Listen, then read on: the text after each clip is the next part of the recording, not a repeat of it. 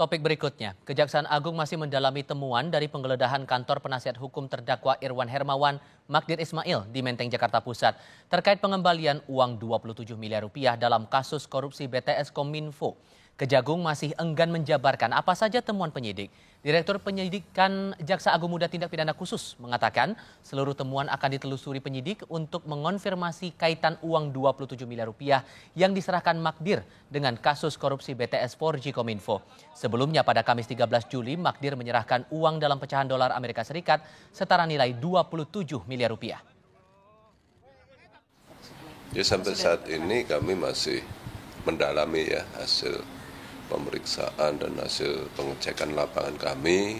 Saat ini tim kami masih mengevaluasi dan berusaha untuk mengembangkan dengan data-data yang ada yang sudah dikumpulkan. Kami akan menentukan langkah-langkah berikutnya. Kalau dari hasil penggeledahan kemarin, Pak? Ya.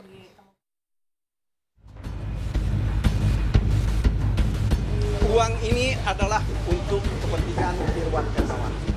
Jadi kalau ada kawan-kawan pun yang menyerahkan uang misalnya mau nyumbang Irwan, kami akan terima, kami akan serahkan kepada kejaksaan. Pengacara terdakwa kasus korupsi BTS Kominfo Irwan Hermawan Magdir Ismail datang ke Kejaksaan Agung untuk mengembalikan uang 27 miliar rupiah Kamis kemarin. Magdir mengaku tak tahu siapa yang menyerahkan uang 27 miliar rupiah itu ke kantornya dan uang itu diserahkan tanpa menyebut sumber. Di dalam dakwaan, Irwan disebut menerima 119 miliar rupiah sehingga Magdir bilang uang yang diserahkan akan mengurangi beban Irwan. Bahwa uang ini diserahkan oleh pihak yang mengatakan akan membantu klien kami Irwan Hermawan. Ya.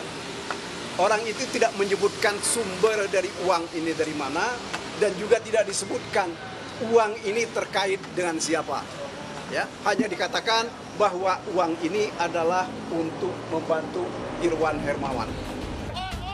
Meski uang telah dikembalikan, Kejaksaan Agung bilang belum tentu uang 27 miliar rupiah yang diserahkan Magdir bisa dijadikan alat bukti. Perlu pendalaman termasuk mengusut asal-usul sosok S yang disebut sebagai pemberi uang. Ya, dalam rangka untuk membuat terang, mencari tahu apa kaitannya, asal-usulnya terkait dengan uang tersebut, maka yang bersangkutan kami periksa. Dan hasilnya antara lain bahwa keduanya tidak tahu siapa yang menyerahkan.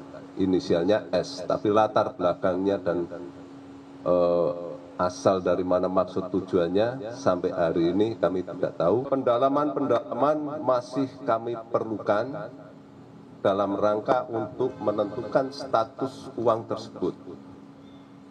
Apakah benar bisa dipergunakan untuk alat bukti